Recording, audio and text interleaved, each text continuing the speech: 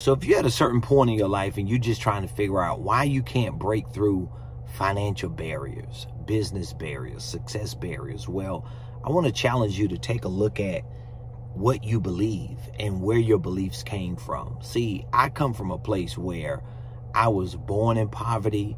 My grandmother who raised me was living in poverty.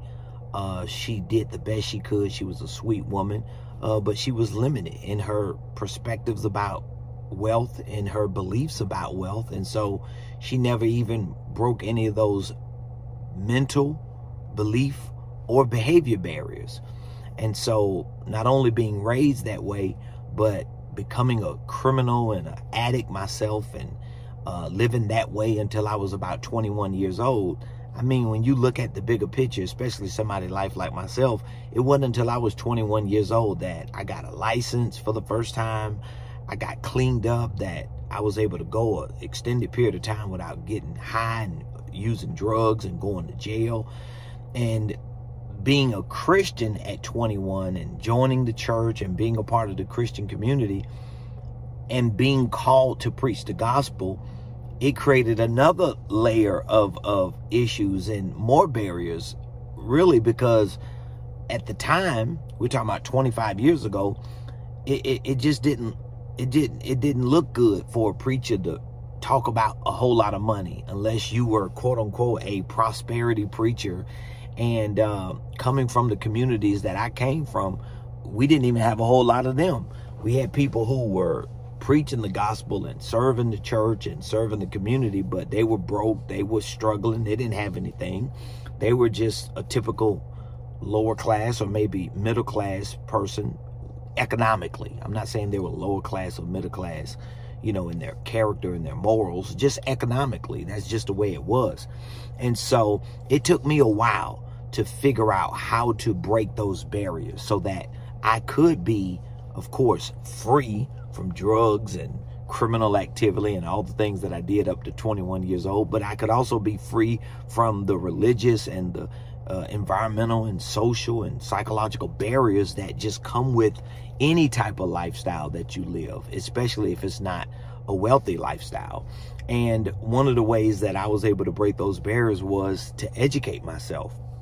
I started educating myself, not just about church history and not just about theology, but I started educating myself about wealth, about biblical principles concerning wealth, about entrepreneurship, about how so many wealthy and massively successful people who became wealthy and massively successful, but who still had relationships with the church and relationships with Christian communities and who love God and who love God's people. And it really showed me that it's actually doable for me as a man of God, as a Christian, as a preacher of the gospel.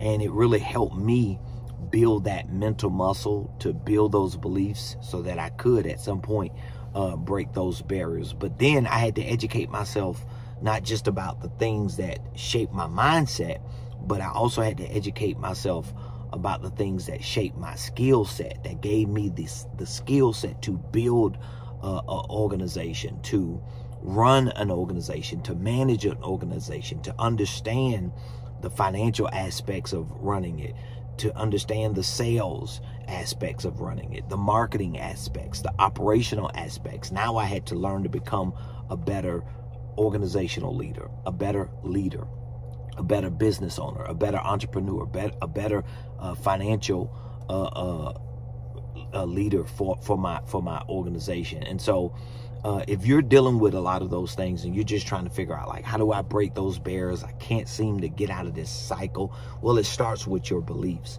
It starts with you going back and just taking a moment to look and see, where did my beliefs about money come from? Am I limited in my beliefs about money? Did my mama, my grandma, my uncle, my siblings, did they teach me things about money that were wrong, that were limited? Did I educate myself in school or maybe college in a way that just limited me to living a certain life? A lot of people who are considered, quote unquote, middle class, of course, they may look like they're better than the lower class, but they're actually worse to some extent because they're stuck in this economic category that they're never able to break past because they think they got it good, because they have an education, because they have a degree, because they've got a couple degrees, because they got a little credit and they were able to get a car or two or a nice house, but they're imprisoned by not just the lifestyle, but they're imprisoned by a set of beliefs that have resulted in a certain behavior. So I want to challenge you to just take some time to look at your beliefs. But then once you look at it and once you assess it, you got to make the decision. Do you want to be wealthy? Do you want to be rich? Do you want to be a millionaire? Do you want to be financially successful? And if you do, what are the things that are going to see that happen or help facilitate that? If it's my beliefs and I got to let them go, I got to let them go. I got to get some new ones. If it's my behaviors, I got to change my behaviors, but my beliefs are going to be a part of my behaviors. If it's people, I got to change it. If it's environments or areas that I'm in, if it's certain jobs that I'm doing or businesses that I'm looking at, I got to be willing to make whatever the necessary adjustments are in order to get to my success. I'm a living witness that you could come from nothing and make yourself out of something. You can come from having no experience and educating yourself and training yourself to getting to where you want to be to live the life that you want to live.